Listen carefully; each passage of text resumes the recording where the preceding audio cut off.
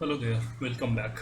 Last time I made a video on implementing various time series unit root tests such as ADF, Phillips-Perron, KPSS. These tests are meant for the univariate time series data. So if you have multivariate time series and want to incorporate some information available in other time series, you can't use this univariate time series test. So for that reason, Hansen in 1995 developed a new time series unit root test called the covariate augmented decupular test. The covariate augmented decupular test is developed upon the augmented decupular test and incorporate a stationary covariate in the test of unit root of a time series. So as the name suggests, in this test you have to have a covariate, and most important thing is that the covariate should be in stationary format. It should be a stationary data, not non-stationary data, and the covariate and the time series, the series which you are testing unit root, should not be independent of each other. There should be some kind of dependency should be there. That is that you can decide on the basis of theory. So and one more thing is that the covariate unit root test is actually a difference stationary. It lies under difference group of difference stationary unit root test. That means its null hypothesis is that the data is non-stationary. After differentiating it, you can get a stationary time series data from this. That's why it is called difference stationary unit root test. So in R there is a package called CADF test. This is the package. By using this one we can compute the covariate augmented decupular test. So I have already installed the package, that's why I'm not installing it now. I just have to call it. I can call it by typing library CADF. So if I'll call it, it's saying that okay, now the CADF test is there. Then I need a data set, the data set which contain more than one variable, so that I can use one of the variable as a covariate in the estimation of unit root.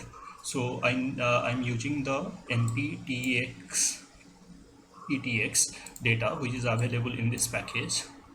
So if I'll call it, so it's saying that there are 129 observations in this dataset with 15 variables. So what this dataset is exactly is, so for that you can write this one question mark and dataset name. So it will give you information, detailed information about what the dataset is, and so you can see. So this is a annual data of USA economy. It consists of many variables: real GNP, nominal GNP, GNP per capita, everything. And it starts, the starting year is 1860 and the end year is 1988. So then using this dataset we'll check some of the variables whether they are stationary or non-stationary. Both the will test both the augmented decupular and covariate augmented decupular. The augmented, so by using this CADF test you can check both the augmented and the covariate augmented decupular test. When you are not using a stationary covariate series, then this function will give you a augmented decupular test result. And when you are incorporating a covariate, stationary covariate in this place, it will give you a covariate augmented decupular test result. So I'll first implement this one, then we'll look at the Okay, the probability value is 0.08. That means we are accepting the null hypothesis that the data is non-stationary in nature. So if I click in detail, you can see that at level the data is non-stationary. After taking the first lag and differentiating it, the data is becoming stationary in nature. So this and yes, then I'll uh, go to like checking this CADF test. So to check the covariate augmented dicular test, we have to uh, organize our data in certain way.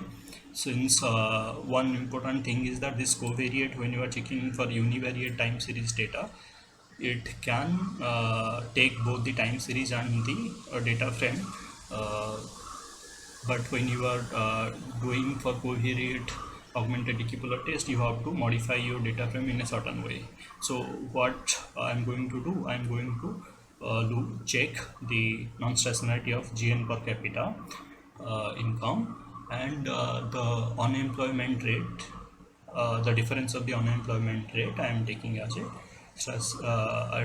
covariate series. As it is difference, it is a stationary series. So I'm creating, for that I'm creating variables. This one I created. Then I need the data in both in label format and the difference format. For that I'm creating a new data frame called L, expressing that frame in data set in time series data, and this is the data original data set which I'm using, and it starts from 1860. So I created that.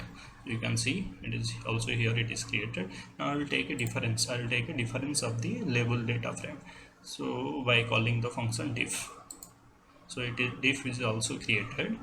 Then I'll combine these two and make another data frame which is also expressed in time series data and is starting from 1909. Why 1909? Because if we'll see this thing, the data, most of the variables are available from 1909 only. So it is important that in your data frame there should not be any NA values. If there are any NA value, this test will not get implemented. So that's why I'm starting from 1909.